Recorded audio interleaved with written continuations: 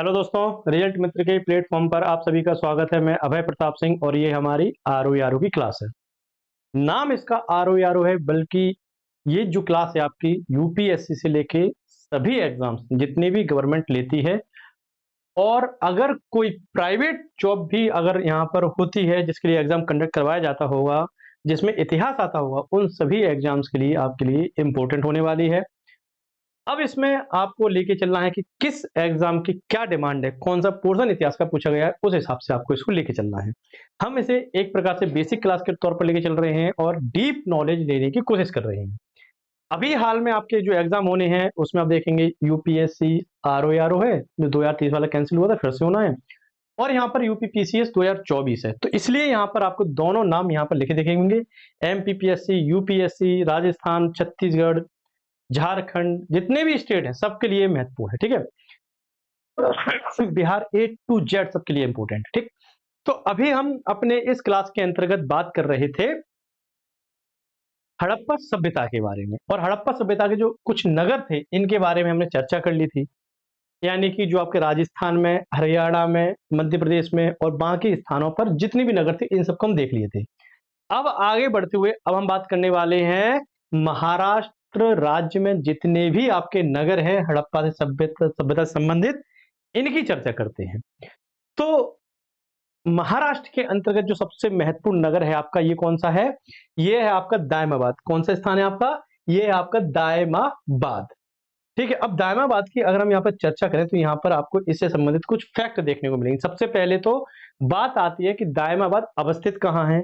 तो दायमाबाद के अवस्थित होने की अगर हम बात करें तो अहमदनगर जिले में, कहां पर? अहमदनगर जिले में प्रवरा नदी देखने को मिलेगी। आपको क्या देखने को मिलेगा? प्रवरा नदी देखने को मिलेगी। ठीक है, इसी नदी के बाएं तट पर, ठीक है, ये आपको देखने को मिल जाएगा, यानी क्या? दायमाबाद। ठीक, अब बात आ रही है प्रवरा नदी कौन सी है, तो प्रवरा नदी गोदावरी की सहायक नदी है। किसकी? गोदावरी की नदी सहायक नदी है ना। तो इस हिसाब से आप समझ सकते हैं कि लोकेशन कहाँ रही होगी इसकी।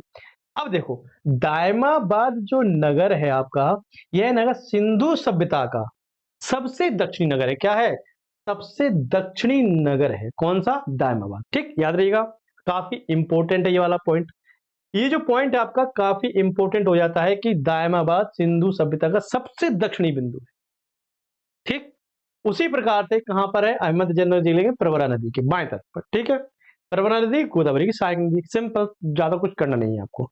आगे जब हम यहाँ पर आएंगे तो यहाँ से आप देखेंगे, यहाँ से जो वस्तुएं हमें प्राप्त हुई हैं उनके बारे में चर्चा यहाँ की गई है।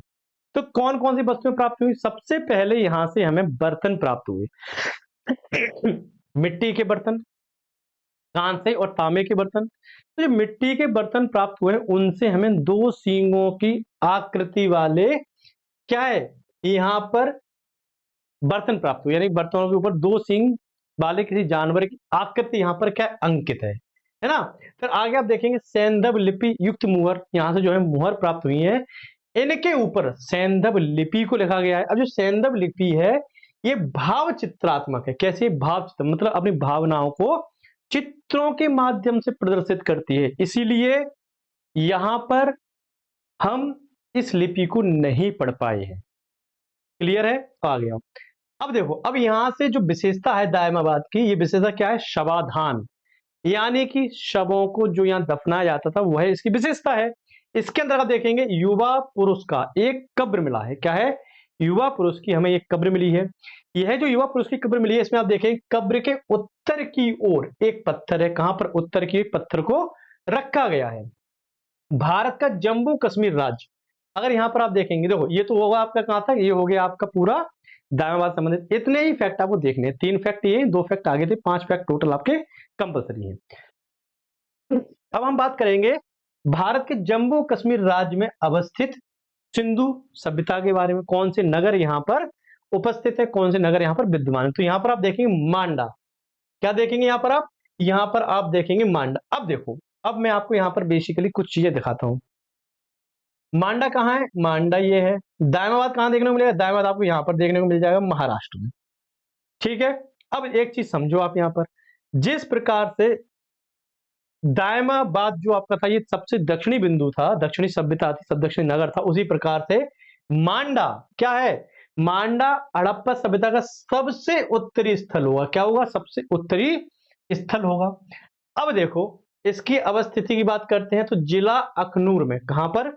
जिला अखनूर में, चेनाब नदी के दक्षिणी तट पर। कहां पर? जिला अखनूर, चेनाब नदी के दक्षिणी तट पर आपको यह अवस्थित देखने को मिलेगा। कौन सा? मांडा। इसका जो उत्खनन कार्य हुआ था 1982 में हुआ। कब? 1982 में। किस किसने उत्खनन कार्य किया? तो जेपी जोशी और मधुबाला जी ने मिलकर इसके उत्खनन कार्य को यहां पर संपन्न किया। कौन कौन? जेपी जोशी और मधुबाला जी ने।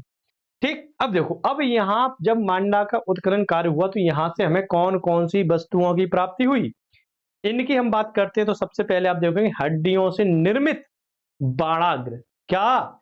हड्डियों से निर्मित यहां पर हमें बाड़ाग्रों की प्राप्ति होती है। फिर आगे आप यहां पर देखेंगे कांच की पेंचदार पिन है, जो पिन होती है पेंचदार, एक कांच के निर्मित है। ठीक है। फिर यहां पर आप देखेंगे आधी अधूरी मुहरें प्राप्त हुई, मतलब मुहरों का निर्माण किया जा रहा होगा, किसी कारणवश नहीं हो पाया होगा, तो आधी अधूरी मुहरों की प्राप्ति होती है। अब देखो यहां पर आपको देखने को मिलेगा कि मांडा जो नगर है, कौन सा नगर? मांडा जो आपका नगर है, ये क्या? 3 सांस्कृतिक स्तर को दर्शाता है। क्या करता है? मांडा आपका 3 सांस्कृतिक स्तर को दर्शाता है। कौन कौन से? पहला आपका प्राक सैंधव, फिर आपका विकसित सैंधव और उत्तर सैंधव। इन 3 को यहां पर दर्शाता है। इन 3 सभ्यताओं की अलग अलग चरणों की हमें प्राप्ति यहां से होती है। अब देखो, अब इसी के साथ आप देखेंगे उत्तर प्रदेश राज्य में अवस्थित सिंधु सभ्यता के नगर कौन कौन से हैं, इन पर एक बार नजर डाल लेते हैं। अभी हमने देखा महाराष्ट्र, फिर हमने देखा जम्मू कश्मीर, अब देखते हैं उत्तर प्रदेश।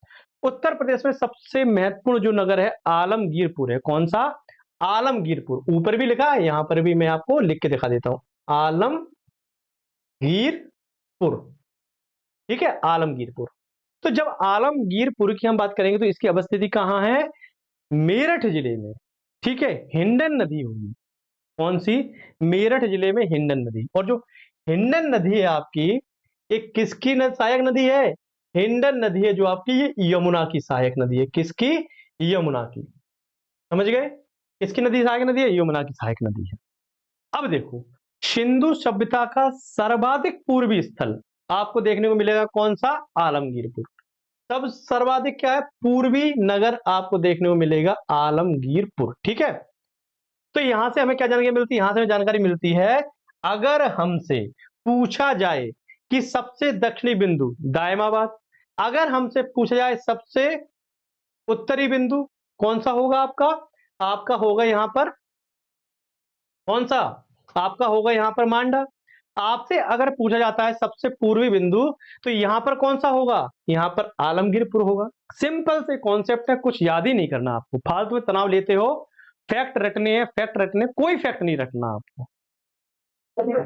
मतलब दक्षिण की पूछा जाए दायमाबाद, उत्तर की पूछा जाए मांडा, पूर्व की पूछा जाए आलमगीरपुर।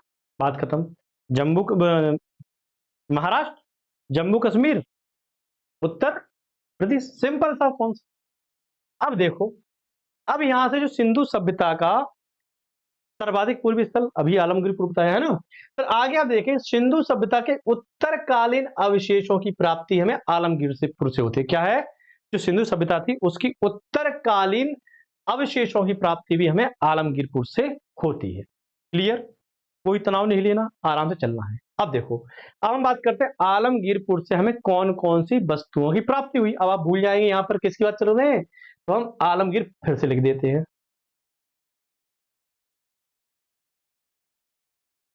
आलमगीरपुर। अच्छा, यहां पर रा लगाना भूल गए थे, आलमगीरपुर है ना, आलमगीरपुर है। अब यहां पर देखो, यहां पर क्या है? आलमगीरपुर की अगर हम बात करते हैं तो यहां से हमें मृदभांड, मृदभांड क्या? मिट्टी के बर्तन।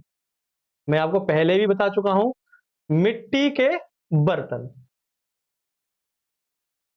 ठीक, मिट्टी के बर्तन, पिंड और मनके, यानी कि केक्स, केक आकार की यहां पर हमें प्राप्त हुई, मनकों की प्राप्ति हुई। रोटी बेलने वाला, रोटी बनाई है कभी जीवन में? स्टूडेंट है, अकेले रहते होंगे तो कई बार बनाई होगी। तो रोटी बनाने की जो चौकी होती है, पत्थर की होती है, लकड़ी होती है, रोटी को बेलने के लिए। ठीक है। तो इसको यानी कि चौकी रोटी बेलने के लिए, और कटोरे के टुकड़े हमें यहाँ पर प्राप्त हुए हैं। साथ में आप देखेंगे चित्र युक्त बर्तन, यानी कि ऐसे बर्तनों की प्राप्ति हुई है जिनके ऊपर चित्र अंकित है। चित्र किस किस के हैं?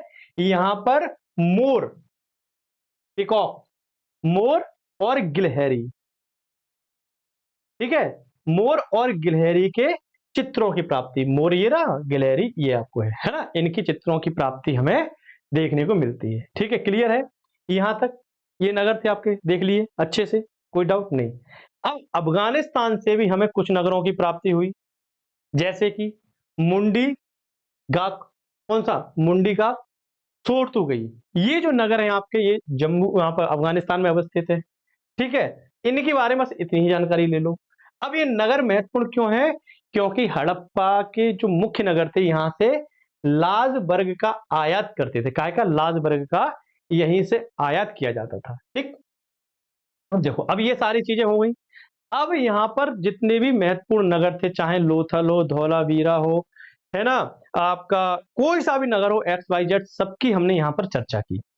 अब बात आती है सिंधु सभ्यता के महत्व की, सिंधु सभ्यता के, नगरीय सभ्यता की, प्रशासनिक व्यवस्था की, अर्थव्यवस्था की, उद्योगों की, इन सब पर हम एक एक करके चर्चा कर रही है ना, एक एक बिंदुओं को लेके चलेंगे और उनके ऊपर चर्चा को करते चलेंगे। सबसे पहले हम यहाँ पर देखेंगे नगरीय सभ्यता, यानी कि सिंधु सभ्यता के अंतर्गत जो नगरीय सभ्यता थी, इसकी हम यहाँ पर चर्चा करेंगे, है ना। तो आ जाओ फिर। तो देखो, नगर जो थे मुख्यतः दो हिस्सों में विभाजित थे। क्या थे? नगर जो मुख्य नगर थे आपके, मुख्यतः दो हिस्सों में विभाजित थे। दो हिस्से कौन कौन से थे? पूर्वी हिस्सा और पश्चिमी हिस्सा। आज आप देखते होंगे जो नगर होते हैं, ये भी दो हिस्सों में होते हैं। एक होता है पॉश एरिया, जहां पर वीवीआईपीज रहते हैं, बड़े बड़े मिनिस्टर्स और बड़े बड़े उद्योगपति, साथ में बड़े बड़े एक क्लास जॉब करने वाले लोग रहते हैं, या फिर हम कह सकते हैं ब्यूरोक्रेट्स रहते हैं। तो ऐसे जो लोग होते हैं, इनके बारे में हम यहाँ पर देखते हैं। तो यहाँ पर आप पाएंगे ये एक पॉश एरिया होता है, एक होता है जन सामान्य का, जहां हम आप जैसे लोग रहते हैं। तो जो नगर थे मुख्यतः दो हिस्सों में बटे थे, पूर्वी हिस्सा और पश्चिमी हिस्सा। जो पश्चिमी हिस्सा था आपका, जन सामान्य की बस्तियां थी, यानी कि पश्चिमी हिस्से में जन सामान्य आम लोग रहते थे। और जो पूर्वी हिस्सा था जो जन सामान्य का था, पश्चिमी हिस्से में दुर्ग थे। पश्चिमी हिस्सा जो था आपका, ये दुर्ग था, पूर्वी हिस्से में जन सामान्य लोग रहते। ठीक है, ये आपका इतना क्लियर कर लेना कि पश्चिमी हिस्सा दुर्ग, पूर्वी हिस्सा जन सामान्य।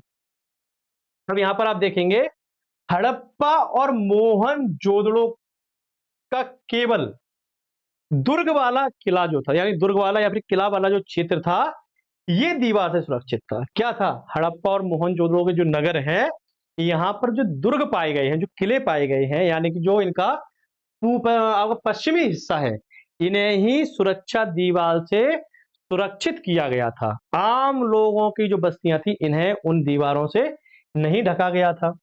और यहां पर आप देखेंगे हड़प्पा की जो सुरक्षा दीवार है, ये काय की बनी थी? ये मिट्टी की बनी थी। काय की? मिट्टी की बनी थी। ठीक।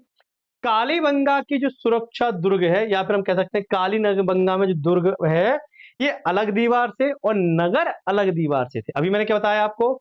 यहां पर जो नगर होते थे, इन्हें दीवार से सुरक्षित किया जाता था बाहरी आक्रांताओं से और जानवरों से बचाने के लिए।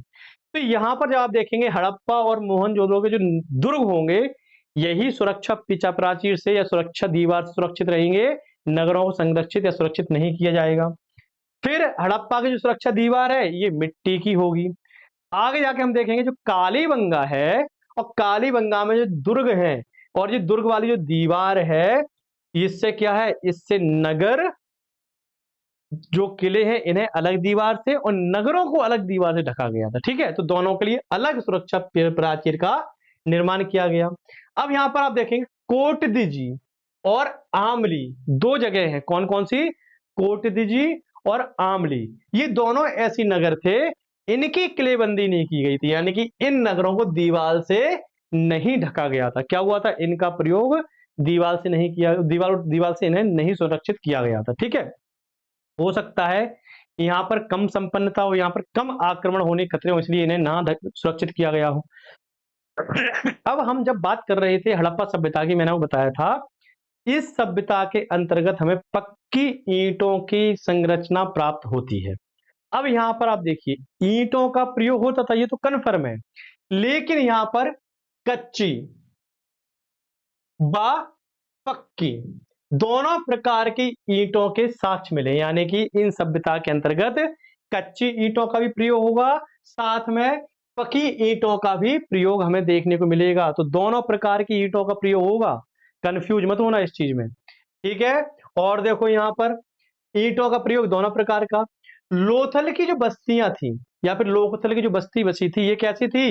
ये आयताकार थी। कैसी थी? आयताकार, ठीक है, याद रखना। अब देखो, अब जो नगर हैं आपके, जैसे कि हड़प्पा हुआ, आपका मोहनजोदड़ो हुआ, इनमें जो सड़कें हैं ये क्या कर रही हैं?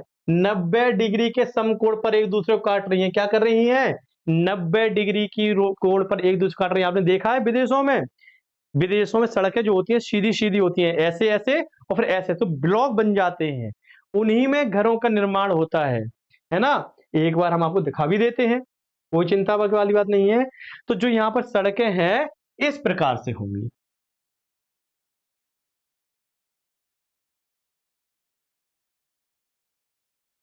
इस प्रकार से सड़कें एक दूसरे को 90 डिग्री पर काटती थी। निर्माण जो होते थे इन ब्लॉक्स में होते थे। यही टेक्नोलॉजी आपको विदेशों में देखने को मिलेगी। भारत में क्या है, जहां सड़क का मन हुआ वहीं मोड़ देते हैं। जहां जो बनाने वाले के हाथ में नहीं होता, हम लोग क्या करते हैं, बनाने वालों को गालियां देते हैं कि भ्रष्टाचार अधिक हुआ। भ्रष्टाचार तो वो करते हैं जो एसी के ऑफिस में बैठते हैं, इनके ऊपर आरोप प्रत्यारोप होना चाहिए, क्योंकि हर कुछ समय बाद सड़क का निरीक्षण किया जाता है। जब सड़क अच्छी नहीं बनी तो आपने मंजूरी क्यों दी? क्योंकि एक बड़ा हिस्सा इन लोगों की जेब में भी जाता है, ठीक है, इन लोगों की जेब में भी जाता है, ये चीज याद रखना। अब देखो, सड़कें 90 डिग्री के कोण पर एक दूसरे को काटती थी। अब ये जो नगर है, जब सड़कें एक दूसरे को 90 डिग्री पर काटेंगे, इस कारण ये नगर क्या थे, 5 से 6 भागों में विभाजित हो जाते थे। किससे? 5 से 6 भागों में अलग अलग विभाजित हो जाते थे। अब जो 90 डिग्री पर एक दूसरे को काट रही है, इस पद्धति को हम ऑक्सफोर्ड पद्धति कहते हैं। क्या कहते हैं? ऑक्सफोर्ड पद्धति कहते हैं, ठीक। कभी एग्जाम में पूछा जाए तो बता देना। अब देखो, जो सड़कें बनाई जा रही हैं मुख्यतः या तो हम ईंटों को बिछा के करते थे, या फिर मिट्टी की हम सड़कों का निर्माण करते थे। काहे की?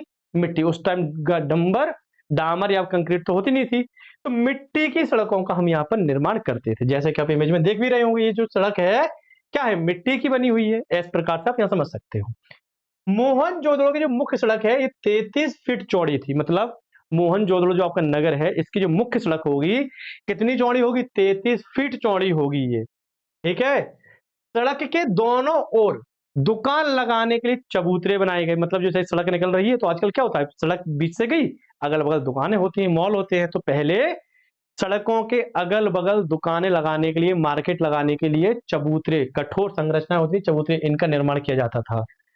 इन नगरों से हमें पक्की नालियों के निर्माण के साक्ष्य मिले हैं। सड़कों के दोनों तरफ पक्की नालियों की संरचनाएं पाई गई हैं, और इन नालियों को ढकने के लिए क्या है, इन नालियों को ढकने के लिए ईंट पत्थर का प्रयोग किया जाता था। खुली नहीं थी, ईंट पत्थर का प्रयोग था। आजकल तो खुली है, ठीक है। और जो हमें हड़प्पा से नगरों की प्राप्ति हुई है, इस प्रकार से मुख्यतः 1 मंजिल और 2 मंजिल मकान थे। मुख्यतः क्या था, 2 मंजिल तक यहाँ पर हमें मकान देखने को मिलते हैं हड़प्पा के अंतर्गत, ठीक है। आगे देखो, आगे जब आप देखेंगे, मकान बनाने में पक्की ईंटों का प्रयोग क्या है, मकान बनाने में हम पक्की ईंटों का प्रयोग करते थे। लेकिन कालीबंगा एक ऐसा नगर है, कौन सा जगह है? कालीबंगा। कालीबंगा क्यों कहा जाता है? क्योंकि काले रंग की चूड़ियों की प्राप्ति हुई है। जो कालीबंगा है, यहां से साक्ष्य प्राप्त हुए हैं कि मकान बनाने के लिए कच्ची ईंटों का प्रयोग हुआ। क्या हुआ? मकान बनाने के लिए कच्ची ईंटों का प्रयोग हुआ। अब देखो, मकान में जो घर होते थे उनमें आंगन थे। क्या थे? आंगन थे। 3 से 4 कमरे प्रत्येक मकान में हमें देखने को मिले हैं। कम से कम 3 से 4 मकान। आजकल हम 2 BHK में जीवन व्यतीत कर देते हैं, उस समय के लोग 3 से 4 मकान में। बाथरूम था, रसोई था और पानी के लिए कुआं था। इस सब सारी व्यवस्था आपको इन नगरों में देखने को मिलेंगी। घरों की जो खिड़कियां थी, आज क्या है, आज हम अपने घरों की खिड़कियों को मेन गेट की मेन जो सड़क होती है उसकी तरफ खोल देते हैं, जैसे धूल, मिट्टी, ट्रैफिक की हवा, सब चीजें आती हैं। क्या होता था पहले? घरों की खिड़कियों और दरवाजों को मुख्य सड़क की तरफ न खोल के सड़क के पीछे गली में खोला जाता था, जिससे क्या हो, सड़क पर ट्रैफिक ना हो, सड़क की जो यहाँ पर व्यस्तताएं हैं, आवाजें ना आए, है ना, धूल मिट्टी ना आए, ये सारी चीजें यहाँ पर देखी जाती थी।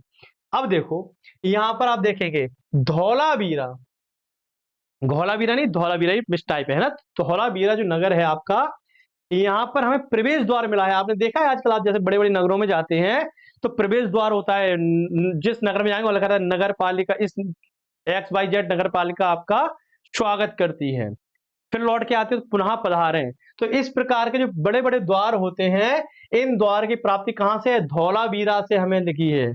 और इसी द्वार के ऊपर एक क्या था? लेख उत्कीर्ण था। क्या था? लेख उत्कीर्ण था।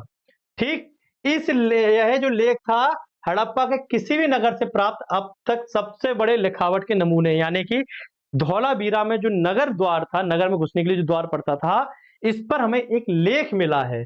और यह लेख हड़प्पा सभ्यता में सबसे बड़ा लिखा हुआ साक्ष्य हमारे पास है, लेकिन पढ़ा नहीं गया।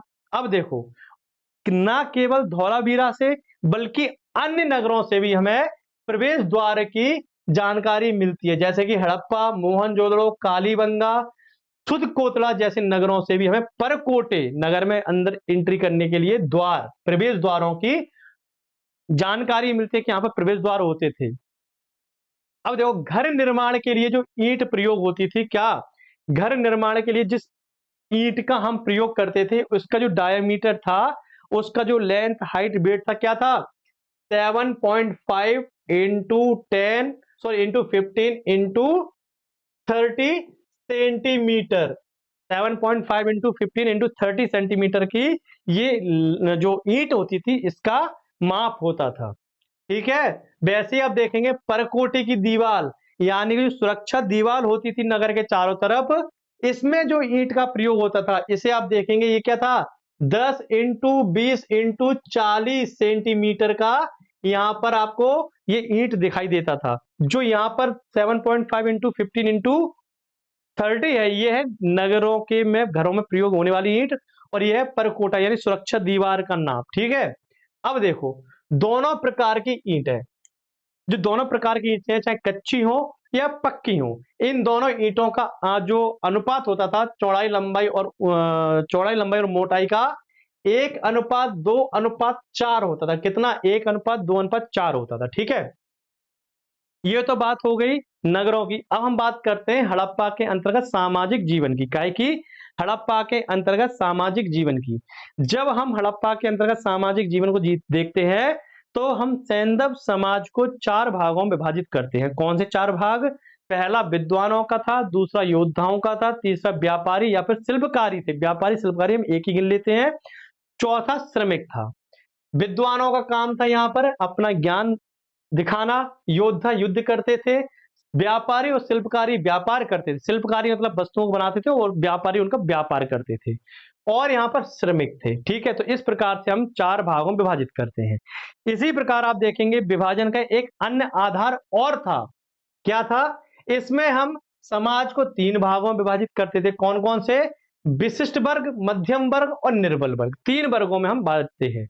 चाहे आप उन्हें इस प्रकार बांट लीजिए कर्म के आधार पर, ये क्या है? एक कर्म के आधार पर है, और ये आपका अलग अलग स्थिति के आधार पर है। ठीक, समाज की प्रमुख इकाई जो थी क्या थी? परिवार थी। क्या थी? समाज की जो प्रमुख इकाई थी परिवार थी, और कहा जाता है सैंधव सभ्यता या सिंधु घाटी सभ्यता के अंतर्गत जो परिवार थे इनमें मात्र सत्तात्मक सत्ता थी। कैसी? मात्र सत्तात्मक सत्ता थी, यहां पर महिलाओं की ज्यादा चलती थी। लेकिन जब भी मुखिया बनाने की बात आती है तो यहां पर हमें साक्ष्य मिलते हैं कि पुरुष को ही उत्तराधिकारी या फिर मुखिया बनाया जाता था। फिर आगे जब हम देखेंगे तो यहां पर हमें पता चलता है कि हड़प्पा सभ्यता के समय कुरीतियों का कोई स्थान नहीं था। कुरीतियां जैसे जैसे कि सती प्रथा, बाल विवाह, पर्दा प्रथा, इन चीजों का कोई भी हमें साक्ष्य नहीं मिलता। अब देखो, सती प्रथा, पर्दा प्रथा, और यहां पर हम बात करें किसकी? बाल विवाह की। तो सती प्रथा तो एक ऐसी प्रथा है जिसमें लालच के तौर पर महिला को सती कर दिया जाता था। कोई महिला है, पति उसका युवावस्था में चला गया, अब वो महिला क्या करेगी? जीवन भर अपने ससुराल वालों के ऊपर बोझ रहेगी। उसे क्या है, उसे यहाँ पर नशीले पदार्थ खिलाकर उसे बदहवास करके जलती हुई चिता में बैठा दिया जाता था, तो सती हो जाती थी। जबरदस्ती किया जाता था इसका।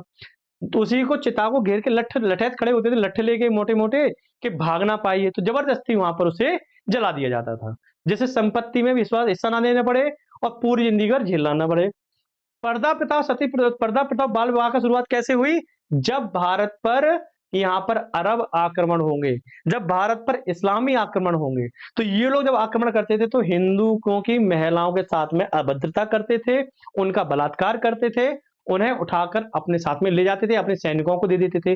तो इन चीजों से बचने के लिए पर्दा प्रथा और जो आपका बात करते हैं बाल विवाह जैसा कॉन्सेप्ट आएंगे, तो इस समय तो ये नहीं होंगे, आगे जाके इनका प्रचलन होगा। अब बात आती है ये लोग मनोरंजन के लिए क्या करते थे? आज की जगह, आज की तरह ये तो था नहीं व्हाट्सएप, टिकटॉक। आप लोग क्या करते हैं? 150 रुपए का, 200 रुपए का रिचार्ज करते हैं और बढ़िया आराम से सुबह से लेकर शाम तक फ्री में मुर्जे मुजरे का मनोरंजन करते हैं। तो ऐसे तो चीजें थी नहीं, तो ये लोग पहले पांसा खेला करते थे। ठीक है, क्या करते थे? पांसा खेला करते थे, शिकार पर जाया करते थे। मनोरंजन का सबसे अच्छा साधन शिकार था और मछलियां पकड़ने पर अपना यहाँ पर समय व्यतीत करते थे। ठीक है, अब देखो इस समय अंतिम संस्कार की पद्धति क्या थी?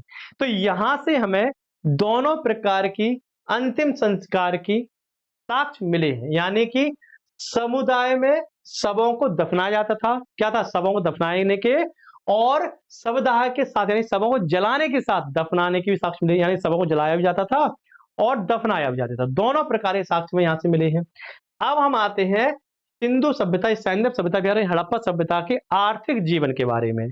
तो आर्थिक जीवन की अगर बात करें तो इस समय हमें 9 फसलों के साक्ष्य प्राप्त हुए। क्या हुआ? 9 फसलों के साक्ष्य प्राप्त हुए।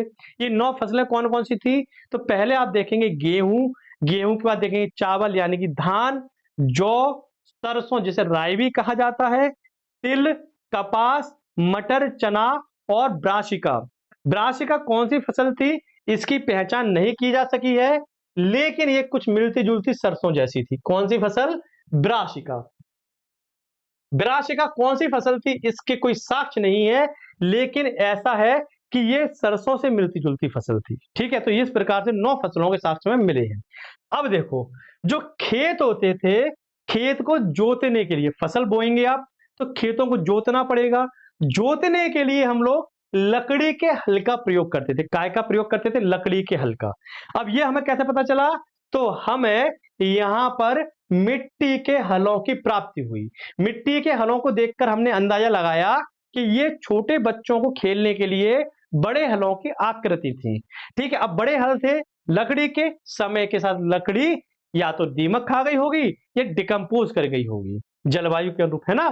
तो यहां पर देखो, कृषि में प्रयोग होने वाले जो उपकरण थे, जैसे कि फसल काटने के लिए हंसिया और भी जो उपकरण लगते हैं कृषि में, इन्हें बनाने के लिए हम पत्थर का और साथ में कांस धातु का प्रयोग करते थे। काय का? कांस धातु का प्रयोग करते थे। अब देखो यहां पर सिंचाई के लिए क्या करेंगे? जलाशय तथा कुएं थे। क्या थे? जलाशय तथा कुएं थे। और यहां से आप देखेंगे हमें नहरों द्वारा सिंचाई की जाती थी, ऐसे साक्ष्यों की प्राप्ति नहीं होती है। इसलिए हम कहते हैं इस समय जो सिंचाई के मुख्य साधन थे, ये क्या थे? आपके जलाशय और कुएं हमें मिलते हैं। आगे जब आप देखेंगे तो पशुपालन, और पशुपालन की हम बात करते हैं तो प्रमुख जो पशु थे जिन्हें हम पालते थे उसमें मुख्यतः भेड़, बकरी, बिल्ली, कुत्ते, सुअर, गधे और कौन थी आपकी? और बैल थे। इनके साक्ष्य हमें यहाँ पर देखने को मिलते हैं। अब यहाँ से हमें पता चलता है कि घोड़े के अवशेषों की प्राप्ति हमें अभी तक नहीं हुई थी, लेकिन जो हाल ही में खोज हुई है उनमें हम देखते हैं कि लोथल से हमें घोड़े की मिट्टी की आकृतियां प्राप्त हुई है। क्या है? मिट्टी के घोड़े की आकृतियां प्राप्त हुई हैं। इसी प्रकार से आप देखेंगे सुतकोतड़ा और कालीबंगा से भी मिट्टी के घोड़े की आकृतियां प्राप्त होना प्रारंभ हुई हैं। इस आधार पर हम कहते हैं कि हमें यहां पर घोड़े के साक्ष्य भी पता चले हैं। ठीक है, अब देखो, अब हमें कुछ ऐसे नगर हैं हड़प्पा सभ्यता में जहां से ऊंटों की अस्थियां प्राप्त हुई हैं। काय की? ऊंटों की अस्थियां प्राप्त हुई हैं। समझ रहे हैं? ये सारी चीजें इंपॉर्टेंट है। आगे देखो, देखो जितनी भी मुद्राएं प्राप्त हुई हैं हड़प्पा सभ्यता से, इन मुद्राओं के ऊपर जानवरों की आकृति भी है, लेकिन हमें किसी भी मुद्रा के ऊपर से घोड़े या फिर ऊंट के चित्र प्राप्त नहीं होते। क्या नहीं होता? घोड़े या फिर ऊंट के चित्रों की प्राप्ति हमें नहीं होती है। ठीक है। अब देखो यहां पर मुद्राओं पर चित्र किनके प्राप्त हुए? अभी मैंने बोला कि घोड़े और ऊंट के चित्रों की प्राप्ति हमें मुद्राओं से नहीं होती, तो किसकी होती है? प्रश्न बनता है। तो यहां पर आप देखेंगे भेड़, बकरी, सांड। सांड कौन सा? कुबड़ वाला सांड। कौन सा सांड? कुबड़ वाला सांड। अब कुबड़ वाला सांड कौन सा होता है? अभी मैं दिखाता हूं। आपने सांड तो कई देखे होंगे और ऊंट भी कई देखे होंगे। तो आपने देखा होगा कुछ सांडों के ऊपर या फिर गर्दन पर ऐसी उभरी हुई संरचना होती है, ऊंटों के ऊपर भी देखने को मिलती है। तो इसी को हम कुबड़ बोलते हैं। तो जिसके ऊपर ये संरचना हुई उसे हम कुबड़ वाला सांड बोलते हैं। तो ऐसे सांडों की प्राप्ति हमें होती है। भैंस और हाथी, इन जानवरों की प्राप्ति हमें मुद्राओं के ऊपर से होती है। अब यहां पर आप देखेंगे भोजन में अनेक प्रकार की मछलियों और चिड़ियों का प्रयोग होता था, यानी कि मछलियों को भी हम बना के खाते थे और चिड़ियों को भी पकड़ पकड़ के हम उनका उपभोग करते थे। ये सारी चीजें आपको मिल जाएंगी। अब बात आती है उद्योग और तकनीक की। काय की? उद्योग तथा तकनीक की। अब जब हम उद्योग और तकनीक की बात करते हैं तो यहां पर देखो मुख्य व्यवसाय क्या होगा? यहां पर हमें देखने को मिलेगा मुख्य व्यवसाय इस समय क्या होगा? तो कताई तथा बुनाई। क्या क्या? कताई और बुनाई मुख्य उद्योग थे। साथ में ईंटों को बनाने का भी यहां पर बड़े पैमाने पर उद्योग किए जाते थे। क्या था? ईंटों को बनाना भी बड़े पैमाने पर उद्योग था। तांबे और टिन को मिलाकर क्या किया हमने? कांसे का निर्माण किया। क्या किया? तांबे और टिन को मिलाकर हमने कांसे का निर्माण किया और कांसे से ही हमने औजार, बर्तन और हथियार बनाए। क्या किया? औजार, बर्तन और हथियार का निर्माण किया। ठीक है। अब यहां पर देखो, मुख्यतः औजार, बर्तन और हथियार बनाने में हम शुद्ध तांबे का ही प्रयोग करते थे, लेकिन कांसे के हथियार, औजार और अन्य उपकरण हमें प्राप्त हुए हैं। समझ क्लियर है? अब देखो, अब जब हम आगे बढ़ेंगे तो यहां पर आप देखेंगे अन्य वस्तुएं। अन्य वस्तुओं के अंदर क्या है? शीशे के बांट। बांट क्या होते हैं? वस्तुओं को तौलने के लिए। आजकल तो इलेक्ट्रॉनिक आइटम आ गए हैं, लेकिन कई दुकानदार अभी भी हैं जो लोहे के बांटों का प्रयोग करते हैं। तो इस प्रकार के शीशे के बांट हमें पहले मिले हैं। शीशे की छोटी छोटी तस्तरियों की प्राप्ति हुई है। साथ में सोने तथा चांदी के आभूषणों का भी प्रयोग होता था। क्या होता था? सोने तथा चांदी के आभूषणों का भी प्रयोग होता था। ऐसे साक्ष्य हमें यहां से प्राप्त हुए हैं। आगे हम बढ़ेंगे तो यहां पर आप देखेंगे सैल खड़ी का प्रयोग। काय का? सैल खड़ी का प्रयोग। सैल खड़ी का प्रयोग काय काय के लिए होता था? एक बार देख लेते हैं। मोहरे, मनके, कंगन, बटन, पात्र बनाने के लिए हम सैल खड़ी का प्रयोग करते थे। ठीक है। अभी मैंने बताया कि सोने और चांदी के आभूषण प्राप्त हुए हैं, लेकिन यहां पर आप देखेंगे सोने की तुलना में चांदी का अधिक प्रयोग था। सोने का कम प्रयोग था, चांदी का हमें प्रयोग अधिक देखने को मिलता है। फिर सिंधु सभ्यता के लोग क्या करते थे? लोहे का ज्ञान नहीं था। ठीक है, ये याद रखना, सिंधु सभ्यता के लोगों को लोहे का ज्ञान नहीं था। आधुनिक जो रिसर्च किए गए हैं, यहां से हमें पता चलता है कि लोहे का तो ज्ञान था, कच्चे लोहे का ज्ञान था। लोहे को शुद्ध रूप में कैसे परिवर्तित करना है वो पता नहीं था। कच्चे लोहे का तो आप प्रयोग कर नहीं सकते। प्रयोग कैसे करेंगे? लोहे को तपाकर उसे एक आकृति प्रदान करेंगे। और आपको पता है लोहे को आकृति देने के लिए गलाना पड़ता है, और गलाने के लिए चाहिए अत्यधिक ऊष्मा। अत्यधिक ऊष्मा निर्माण करना या फिर अत्यधिक टेम्परेचर निर्माण करना इन लोगों को नहीं आता था। इसलिए कहा जाता है कि ये लोग लोहे से परिचित नहीं थे।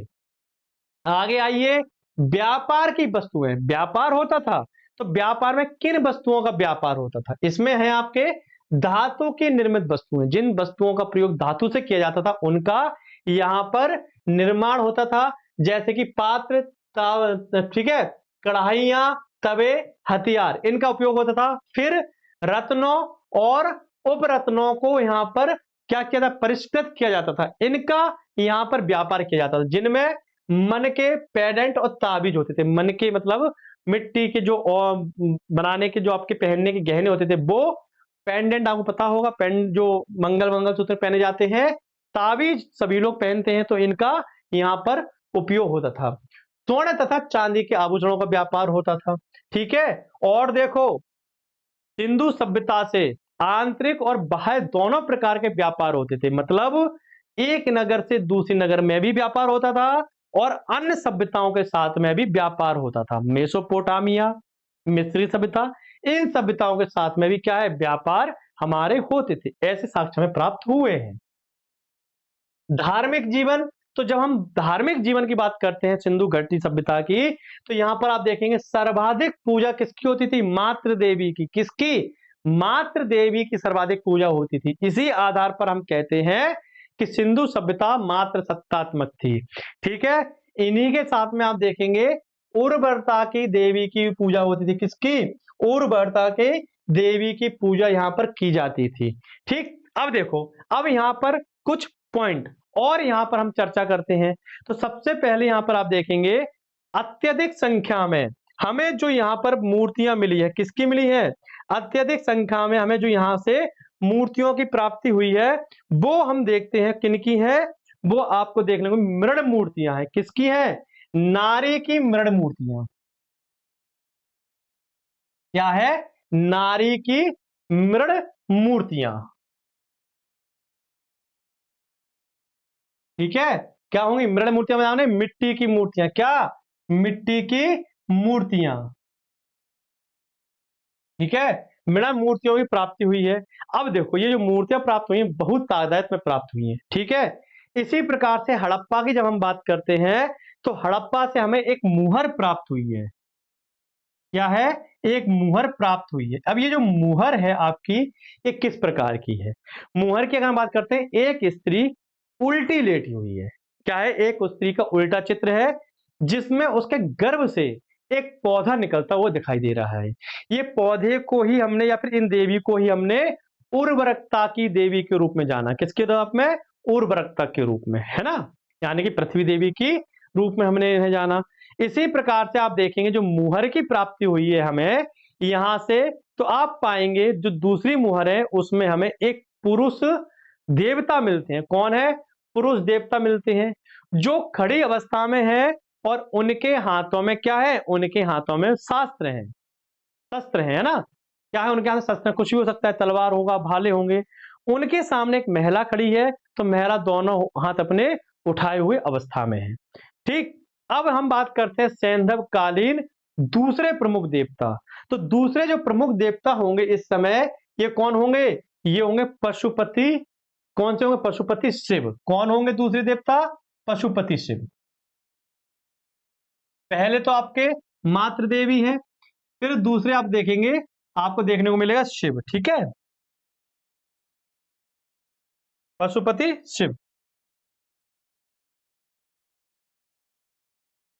पशुपति शिव की हमें कई सारी प्रतिमाएं मुद्राओं के ऊपर से और मुहरों के ऊपर से प्राप्त हुई।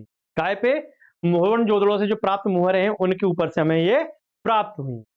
ये क्या है, मुख्यतः पद्मासन मुद्रा में विराजमान है और त्रिमुखी योगी की आकृति है। तीन मुखी योगी की आकृति है और पद्मासन मुद्रा में विराजमान है। ठीक, अब देखो यहां से हमें ताबीजों की प्राप्ति हुई, जिससे हम अंदाजा लगाते हैं कि इस समय तक तंत्र मंत्र और ताबीजों की जो पद्धति थी उसमें जो विश्वास था लोगों का जागृत हो चुका था। काय में, तंत्र मंत्र में और ताबीजों में। तंत्र मंत्र और ताबीजों में जो लोगों का विश्वास था जागृत हुआ। हम ताबीज क्यों पहनते हैं, नजर ना लगे, कोई अनहोनी ना हो, इसलिए हम ताबीज पहनते। तो ऐसी पद्धतियां विद्वान हो चुकी थी। ठीक है, अब देखो यहां से जो हमें अधिकतर मुहरें प्राप्त हुई हैं, उन मुहरों पर एक श्रृंगी पशु की क्या चित्र है। कौन सा, एक श्रृंगी, एक श्रृंगी पशु की आकृति है, यानी कि एक सींग वाले पशु की आकृति हमें देखने को मिलती है। ठीक है, अब देखो हमें हड़प्पा से ऐसे साक्ष्य भी मिले हैं कि यहाँ के लोग योग से परिचित थे। काय से? योग से। पतंजलि या बाबा रामदेव देव नहीं थे यहाँ से, बल्कि यहाँ अलग योग था, आरंभिक अवस्था में था। तो मुद्राओं के ऊपर से योग करते हुए हमें लोगों की आकृतियां मिली हैं, साधु संतों की आकृतियां मिली हैं, इसलिए हम कह सकते हैं योग का प्रचलन यहाँ पर हो गया था। ठीक है। फिर आप देखेंगे इसकी जो कई सारी मिट्टी की मूर्तियां मिली हैं, जो क्या है, योगासन मुद्रा में, अभी मैंने आपको बताया। ठीक। प्रमुख मूर्तियां किन किन जानवरों की थी हम बात कर चुके हैं, जैसे कि बैल, भैंसा, गैंडा, कछुआ, घड़ियाल, बंदर, भेड़, बकरा, खरगोश, ऐसे हमें मुख्य जानवरों की प्राप्ति होती है। कुंवड़ वाला सांड और तथा बिना कुंवड़ वाले सांड दोनों प्रकार के बैलों की प्राप्ति हमें यहाँ से होती है। गाय और घोड़े की मूर्तियां प्राप्त नहीं हुई हैं, ये याद रखना। जो मृण मृण मूर्तियां हैं, इसमें हमें गाय और घोड़े की मृण मूर्तियों की प्राप्ति नहीं हुई, यानी कि मिट्टी की मूर्तियों की प्राप्ति नहीं हुई है। ठीक है। जो मृद मृद भांड है, यहाँ पर हमें चित्रकारी है। ठीक, क्या है, जो मृद भांड यानी मिट्टी के जो बर्तन प्राप्त हैं, इनके ऊपर चित्रकारी की गई, लेकिन किसी भी दीवाल के ऊपर हड़प्पा सभ्यता के नगरों में किसी भी दीवाल के ऊपर से हमें भित्ति चित्र यानी कि दीवालों पर बनाए हुए चित्रों की प्राप्ति नहीं होती है। क्लियर है? इतना याद रहेगा।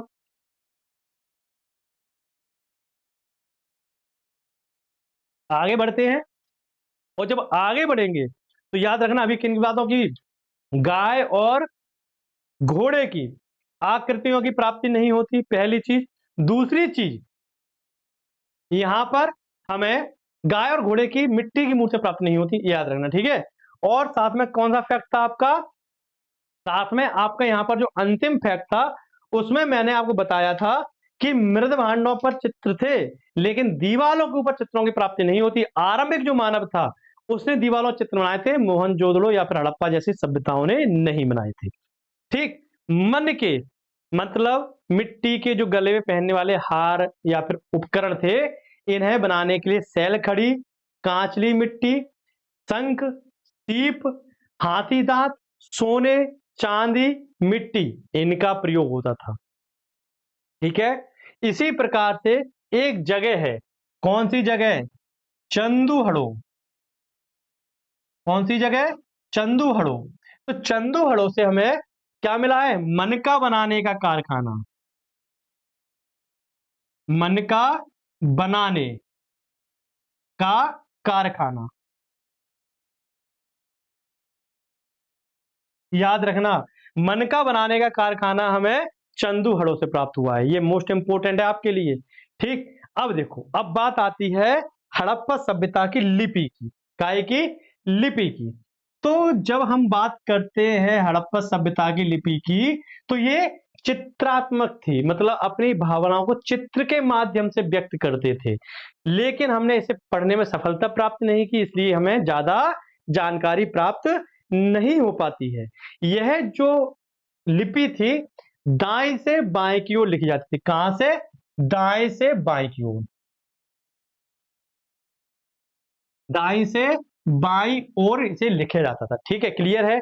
अब देखो, हड़प्पा लिपि में आप देखेंगे 400 से 500 संकेत चिन्ह थे। क्या थे, 400 से 500 संकेत चिन्ह। ठीक है, 400 से 500 संकेत चिन्ह आपको देखने को मिलेंगे। याद रखना इस चीज को, कितने, 400 से 500 संकेत चिन्ह। ठीक है। हड़प्पा की जो लिपि थी, ये कैसी थी, भाव चित्रात्मक। कैसी, भाव चित्रात्मक। भाव चित्रात्मक मतलब अपनी भावनाओं को चित्रों के माध्यम से व्यक्त करते थे। ठीक। ये सारी चीजें आपके लिए इंपॉर्टेंट है। क्या है, ये सारी चीजें आपके लिए इंपॉर्टेंट है। अब देखो, इतना हमने देखा, सारी चीजें देखी, अर्थव्यवस्था कैसी थी, व्यापार कैसा था, कितने उन्नत थे, नगरों में क्या क्या विशेषताएं थी, क्या क्या चित्र मिलते हैं। अब यहाँ पर एक शब्द है और एक विवाद है। यहाँ पर क्या है, एक शब्द है और एक विवाद है। शब्द क्या है, पतन। क्या शब्द है, पतन। अब बात आती है कि हड़प्पा सभ्यता का पतन कैसे हुआ। तो पतन के पीछे अलग अलग इतिहासकार अलग अलग जानकारी प्रदान करते हैं।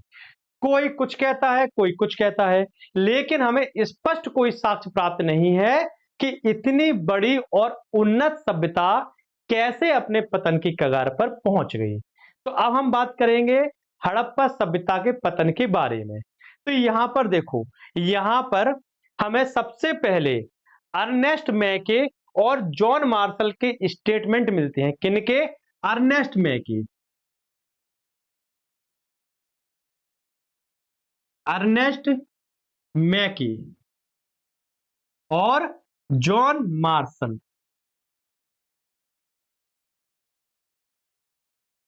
ठीक, अर्नेस्ट मैके और जॉन मार्शल क्या कहते हैं? ये कहते हैं कि जो यहां पर हड़प्पा सभ्यता, सिंधु घाटी सभ्यता थी, इसका जो पतन हुआ, पतन का कारण क्या था? पतन का कारण कुछ और नहीं बल्कि बाढ़ था। क्या था? बाढ़। यहां पर बाढ़ आई होगी और पूरी सभ्यता खत्म हो गई।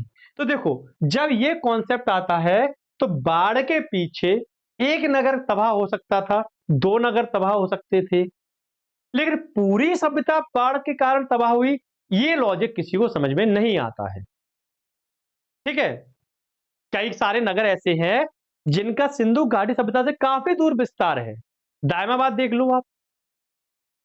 तो अगर नगर बाढ़ आती तो सिंधु और हड़प्पा मोहनजोदड़ो वाले नगर जाते, पूरे नगर थोड़ी ना सफाया हो जाते, है ना। तो इस प्रकार से ये तथ्य हमें गले पर नहीं बैठता। फिर अगली बार यहां पर आप देखेंगे अगले महोदय आएंगे। कौन से? अगले जो महोदय हैं ये आएंगे और इनका नाम क्या होगा? इनका नाम भी आपको हम बता देते हैं। ये होंगे आपके मार्टिमर व्हीलर। कौन है? Mortimer Wheeler. और इनके साथ में कौन होंगे? मार्टिमर व्हीलर के साथ में हम देखते हैं गॉर्डन चाइल्ड। कौन? Gordon Childe. मार्टिमर व्हीलर और गॉर्डन चाइल्ड की हम बात करें तो इन्होंने क्या कहा? इन्होंने कहा सिंधु घाटी सभ्यता के पतन के पीछे कोई और कारण नहीं था, सिर्फ और सिर्फ एक कारण था, वह था वाह आक्रमण। क्या था वह? बताओ। वह था आपका वाह आक्रमण। ठीक है, एक मिनट। वाह आक्रमण, एक वाह आक्रमण यानी कि आर्यों का आक्रमण। आर्य जब आए, इन्होंने ही क्या किया? इन सभ्यताओं के ऊपर हमला किया और सारी सभ्यता को यहां पर नष्ट कर दिया। इस तथ्य के आधार पर जो यहां पर आपके गॉर्डन चाइल्ड और मार्टिमर व्हीलर है, ये कहते हैं कि हमें यहां से दो प्रकार की कब्र मिली हैं, R37 और H। अब देखो, R37 जो कब्र है ये स्थानीय है। क्या है? ये स्थानीय लोगों की, जो हड़प्पा के लोग थे उनकी है। और जो एच कब्र है ये बाहरी व्यक्ति की है। ठीक है, इस आधार पर गॉर्डन चाइल्ड और मार्टिमर व्हीलर बाहरी आक्रांताओं को इस सभ्यता का पतन मानते हैं। लेकिन यहां पर भी ये लॉजिक फिट नहीं बैठता, क्योंकि जब हमने एच कब्र का अध्ययन किया तो हमने पाया कि जब हड़प्पा सभ्यता का पतन हो गया उसके कई वर्षों बाद एच कब्र वाला जो व्यक्ति है, जो अवशेष है, इसे वहां दफन किया गया। मतलब इस व्यक्ति का इस सभ्यता से कुछ भी लेना देना नहीं है। और अगर एच व्यक्ति का, एच कब्र में जो व्यक्ति है, जिस जाति का व्यक्ति है, उसके आक्रमण के कारण हड़प्पा का विनाश हुआ है, तो यहां पर एक बात बताइए कि R37 प्रकार के जो कब्र हैं, सभी नगर सब खत्म हो गए, सभी लोग खत्म हो गए, तो विदेशी आक्रांताओं में तो और लोगों की मृत्यु होनी चाहिए थी कि एक ही व्यक्ति मृत्यु होगी यहां पर? ये बताओ आप मुझे। तो एक ही कब्र क्यों मिली है? बाकी लोग कहां चले गए? इनके सब कहां चले गए? तो इस आधार पर इनके इस धारणा का भी हम खंडन कर देते हैं। फिर आगे जाकर जब हम बात करते हैं अपने अगले पॉइंट की, तो यहां पर हमें देखने को मिलता है पतन का जो अगला कारण होगा, ये क्या होगा? पतन का जो अगला कारण होगा वह प्रस्तुत करते हैं आपके आरएल स्टीन। कौन करते हैं? Aurel Stein.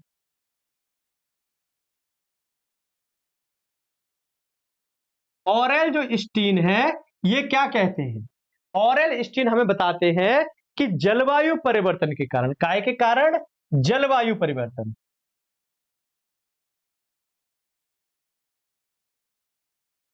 जलवायु परिवर्तन के कारण क्या हुआ? सिंधु घाटी सभ्यता के लोग इस क्षेत्र को छोड़कर कहीं अगर और कहीं जाकर बस गए होंगे। अब देखो, ये जो लॉजिक दिया इस इंसान ने, इस लॉजिक को थोड़ा हम मान सकते हैं। मैंने आपको बताया था कि जो आरंभिक नगर थे सिंधु घाटी सभ्यता में अवस्थित थे, फिर बाद में जो इंसान थे इस सभ्यता के लोग, ये यहां से हटके गंगा के मैदानों में जाना प्रारंभ कर दिया। क्यों? हमारे पास लोहा आ गया था। हमारे पास क्या था? लोहा आ गया था। लोहे का प्रयोग किया तो घने जंगलों को साफ करना प्रारंभ कर दिया। यहाँ की जो जलवायु थी सिंधु घाटी की, ये धीरे धीरे गर्म होना प्रारंभ हुई मानव की गतिविधियों के कारण। और आगे जाकर आप देखेंगे जो गंगा नगर वाली, गंगा क्षेत्र वाली जो जलवायु थी वो अभी भी शीत थी, मानव के अनुकूल थी। तो मानव ने क्या किया? यहां से जाकर पूर्व की तरफ अपनी वस्तुओं को बसाना प्रारंभ किया। तो कहीं ना कहीं इस लॉजिक को हम मान सकते हैं। ठीक है, तो ऑरेल स्टीन को हमने थोड़ी सी सहूलियत दे दी कि ठीक है भैया, आपकी बात हम मान लेते हैं, जलवायु परिवर्तन के कारण लोग यहां से जाके अन्य क्षेत्रों में रहने लगे होंगे। इसके बाद आप देखेंगे एक व्यक्ति और आते हैं, वो है आपके WH। कौन है? WH पूरा नाम बताते हैं, अल्ब्राइट। कौन है? WH Albright. WH अल्ब्राइट की अगर हम बात करते हैं तो इन्होंने सिंधु घाटी सभ्यता के पतन के लिए विदेशी व्यापार की रुकावट को जिम्मेदार ठहराया। विदेशी व्यापार में गतिरोध गतिरोध को इन्होंने जिम्मेदार ठहराया कि जो यहां पर व्यापार हो रहा था विदेशी, वह रुक गया, जिसके कारण यह सभ्यता पतन कर गई। तो इनका लॉजिक भी ज्यादा हमें प्रभावशाली नहीं लगता कि अगर यहां पर विदेशी व्यापार प्रभाव हुआ तो कुछ समय के लिए होगा, बाद में तो जो हम वस्तु बना रहे हैं। आप ये बताओ, आज की समय या फिर प्राचीन समय में हर चीज का निर्माण तो आप करते नहीं थे। अगर आपको किसी चीज की जरूरत है तो विदेशी लोगों को भी तो किसी चीज की जरूरत होगी। कितने समय तक आप व्यापार रोक के रख सकते हैं? तो इनका मत भी यहां पर ज्यादा हमें उपयोगी सिद्ध नहीं होता, तो हमने इनको भी ज्यादा सीरियसली नहीं लिया। ठीक है, अब हम आगे आते हैं। तो हमारे अगले इतिहासकार हैं कौन कौन? RL राइक्स। कौन है? RL राइक्स और HT लैम्ब्रिक। इन्होंने भूतात्विक परिवर्तन को हड़प्पा सभ्यता के पतन के लिए जिम्मेदार ठहराया। हो सकता है कुछ आधारों पर इनका ये जो सिद्धांत है मान भी लिया जाए, ठीक है, लेकिन पूर्ण रूपेण यही धारणा बनी हो ये भी नहीं कहा जा सकता। अगर कुछ भूगर्भ तात्विक परिवर्तन हो भी रहे थे तो उनका अल्पकालिक प्रभाव होना चाहिए। जापान डेली भूकंप आते हैं, तो जापान क्या खत्म हो गया? नहीं हुआ, फिर से खड़ा हो गया। एक बार भूकंप आएगा हम फिर से खड़े हो जाएंगे, दो बार भूकंप आएंगे फिर से खड़े हो जाएंगे। तो कुछ ना कुछ तो यहाँ पर लोग और अवशेष होने चाहिए थे, सभी के सभी यहाँ पर नष्ट हो गए क्या? ये कहा जाता है। फिर यहां पर आप देखेंगे KUR कैनेडी। कौन? KUR कैनेडी यहां पर महामारी को जिम्मेदार ठहराते हैं। किसे? महामारी को जिम्मेदार ठहराते हैं। तो देखो, हमें कुछ कब्र ऐसी मिली हैं जिसमें सामूहिक लोगों को दफन किया गया, एक साथ इकट्ठे लोगों को दफन किया गया। तो हो सकता है इस समय भी जैसे कोरोना महामारी आई तो कोई ना कोई महामारी फैली हो जिसके कारण यहां पतन हुआ हो। अगर महामारी फैलेगी तो कुछ वर्षों के अंतर्गत लोग खत्म हो जाएंगे। कोई भी महामारी एक अवधि तक के लिए रहती है, जैसे कोरोना आया 2 साल रहा। कोई भी महामारी आएगी कुछ समय तक रहेगी, कंटिन्यू रहेगी। लेकिन जब हम हड़प्पा सभ्यता के साक्ष्यों की या फिर घटनाओं को, या फिर हम यहाँ पर कार्बन डेटिंग का प्रयोग करते हैं, तो यहां पर हम देखते हैं कि हड़प्पा सभ्यता की जो विशाल नगर थे, इन्हें समाप्त होने में एक लंबा समय लगा। यानी कि 1900 ईसा पूर्व से लेकर 1300 ईसा पूर्व तक का समय लगेगा। ठीक है, किस लिए? इस सभ्यता को खत्म होने में कितना समय लगेगा? 1900 ईसा पूर्व से लेकर 1300 ईसा पूर्व तक इतना लंबा समय लगेगा इस सभ्यता को खत्म होने में। लगभग 600 वर्ष। कितना? लगभग 600 वर्ष। तो 600 वर्ष तक ना तो यहां पर कोई भूकंप आएगा लगातार, ना ही कोई महामारी बनी रहेगी, ना ही कोई लगातार आक्रांत आक्रमण करेगा। इसलिए यहां इतिहासकारों के कारण का द्वारा कहा जाता है कि सिंधु घाटी सभ्यता के पतन के पीछे कोई एक कारण उपस्थित नहीं था, मिले जुले सभी कारणों ने इस सभ्यता के पतन में भूमिका निभाई।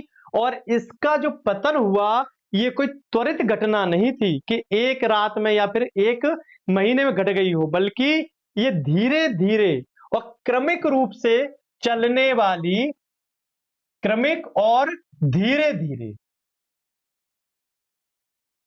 घटित होने वाली घटना थी, जो आराम आराम से यहां पर घटित हो रही थी। ये साक्ष्य हमें यहां पर देखने को मिलते। ये था पूरा आपका हड़प्पा सभ्यता से लेकर उसके पतन तक। उम्मीद करता हूं पतन भी आपको समझ में आ गया हो। तो अगर पूछा जाए क्या कारण थे, तो मिले जुले सभी कारणों को यहां पर हमें उत्तरदायी ठहराना है, कोई एक कारण नहीं था। हाँ, ये आप कह सकते हैं कि आगे जाकर मानव अपनी विकसित अवस्था में आया, हो सकता है इस क्षेत्र को छोड़कर अन्य क्षेत्रों की तरफ विस्थापित हो गया हो, जिससे हमें यहाँ पर नगरों का पतन देखने को मिलता है। ठीक है, उम्मीद करता हूं ये लेक्चर आपको समाप्त अच्छा लगा हो, और यहां पर आपका हड़प्पा खत्म होता है। कल से हम अपना नया टॉपिक शुरू करेंगे। अपना अपनों का ध्यान रखें, मिलेंगे अपनी अगली क्लास में। तब तक के लिए थैंक यू, जय हिंद। चैनल को शेयर कीजिए, सपोर्ट कीजिए, सब्सक्राइब कीजिए, शेयर जरूर कीजिए, हमारा परिवार और बड़ा होता जाए। ठीक है, धन्यवाद।